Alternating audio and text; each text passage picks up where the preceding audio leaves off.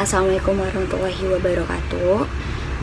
Kami dari kelompok 2, kami akan mempresentasikan tentang manajemen strategik dengan anggota kelompok yang pertama Galuh Apriani dengan NIM 6421075, dengan saya sendiri Rata Eka Yunita dengan NIM 642121158, dan yang terakhir ada Dita Salsa Nabila dengan NIM 242111088. Untuk selanjutnya akan dilanjutkan oleh teman saya, Galuh Apriani. Pada kesempatan kali ini, aku akan membahas materi pertemuan 4, yaitu tentang pengambilan keputusan strategik, manajer strategik, dan corak manajemen strategik. Yang pertama itu ada direksi korporat. Menurut Undang-Undang Nomor 40 Tahun 2007 Pasal 1 Ayat 5 tentang perseroan terbatas PT atau yang biasa disebut UPT. Pengertian direksi adalah organ perseroan yang berwenang dan bertanggung jawab penuh atas pengurusan perseroan untuk kepentingan perseroan, sesuai dengan maksud dan tujuan perseroan serta mewakili perseroan baik di dalam maupun di luar pengadilan sesuai dengan ketentuan anggaran dasar. Nah, jadi secara singkatnya, pengertian direksi yaitu direksi menjalankan kegiatan operasi perseroan dan memimpin perseroan mencapai maksud dan tujuan serta kegiatan usaha perseroan yang telah ditetapkan. Slide berikutnya, syarat direksi. Nah, di bawah ini syarat-syarat untuk menjadi anggota direksi meliputi: yang pertama ada syarat untuk menjadi anggota direksi adalah orang perseroan yang cakap melakukan perbuatan hukum.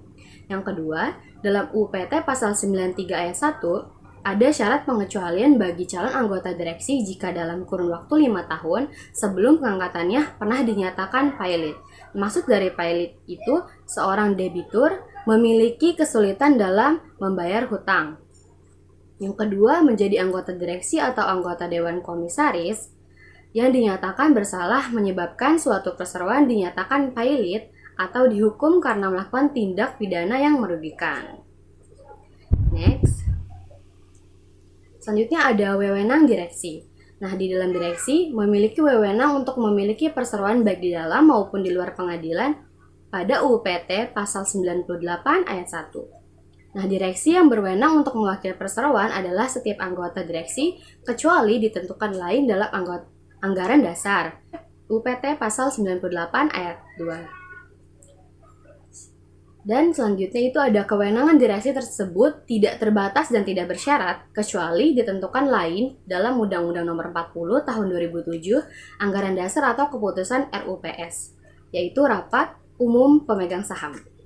Direksi juga memiliki wewenang dalam memberi kuasa tertulis kepada satu orang karyawan perseroan atau lebih kepada orang lain untuk dan atas nama perseroan melakukan perbuatan hukum tertentu sebagaimana yang diuraikan dalam surat kuasa pada UPT pasal 103. Next, slide berikutnya itu ada tanggung jawab direksi. Nah, dalam melaksanakan tugasnya tentu saja direksi bertanggung jawab kepada RUPS. Nah, pertanggungjawaban direksi kepada RUPS merupakan perwujudan akuntabilitas pengelolaan perusahaan dalam rangka pelaksanaan prinsip-prinsip good corporate governance. Tanggung jawab direksi melekat penuh secara pribadi atas kerugian perseroan apabila anggota direksi yang bersangkutan bersalah atau lalai dalam menjalankan tugasnya. Nah, itu pada UPT pasal 97 ayat 3. Nah, jika direksi terdiri atas 2 anggota atau lebih, maka tanggung jawab berlaku secara tanggung renteng bagi setiap anggota direksi, itu pada UPT pasal 97 ayat 4.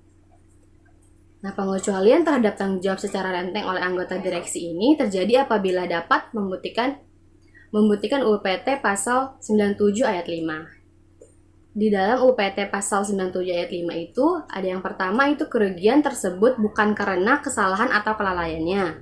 Yang kedua itu telah melakukan perusahaan dengan itikat baik dan kehati-hatian untuk kepentingan dan sesuai dengan maksud dan tujuan perseroan. Yang ketiga itu tidak mempunyai benturan kepentingan baik langsung maupun tidak langsung atau tindakan pengurusannya itu yang mengakibatkan kerugian dan telah mengambil tindakan untuk mencegah timbul atau berlanjutnya kerugian itu tersebut. Selanjutnya slide berikutnya itu akan dibacakan oleh teman saya.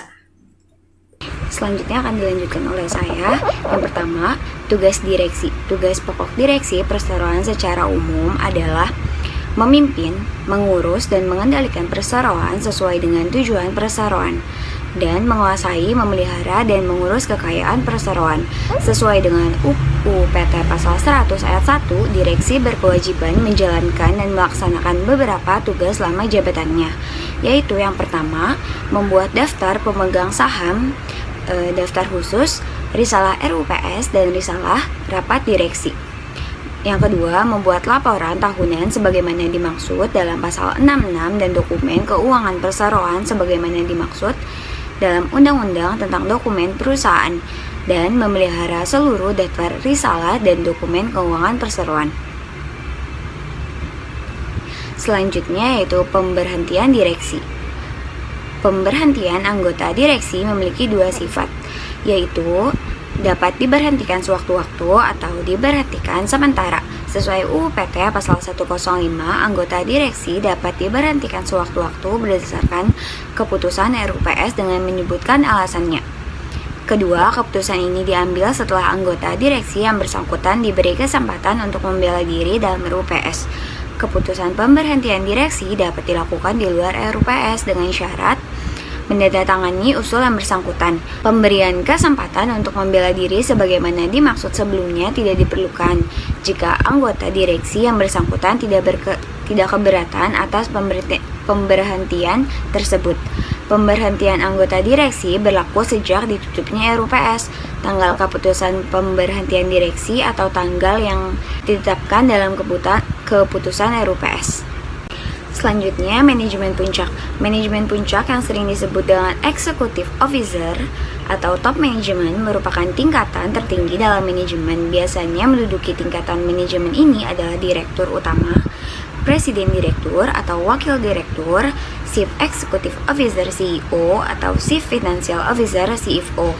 Tugas manajemen puncak adalah membuat rencana jangka panjang, menetapkan tujuan dan misi organisasi serta strategi yang digunakan. Manajemen puncak juga harus dapat mengembangkan semua rencana yang telah dibuat dan mengadakan hubungan dengan pihak luar. Corak manajemen puncak. Dalam corak manajemen puncak, manajer yang berada pada tingkatan manajemen ini disebut sebagai top manager. Top manager atau TM, tugas-tugasnya lebih banyak daripada fungsi perencanaan planning dan pengelolaan organizing.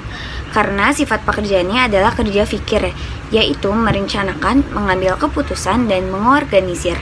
Menurut Profesor Dr. Sondang Siagian, MPA, kualifikasi atau kebutuhan manajerial perusahaan atas top manager dibedakan menjadi 4, yaitu keterampilan manajerial, cara berpikir manajerial, dan kerangka konseptual manajerial, dan sifat pengetahuan manajerial. Untuk slide selanjutnya akan dilanjutkan oleh Dita. Pertama, keterampilan manajerial dibedakan atas sisi human skill dan technical skill. Menurut Robbins 2003, human skill menunjukkan kemampuan bekerja dengan memahami dan memotivasi orang lain, baik secara individu maupun kelompok. Sedangkan technical skill merupakan kemampuan teknis untuk melakukan pekerjaan yang memerlukan pengetahuan atau keahlian khusus. Kedua, cara berpikir manajerial dibedakan atas cara berpikir holistik dan atomik.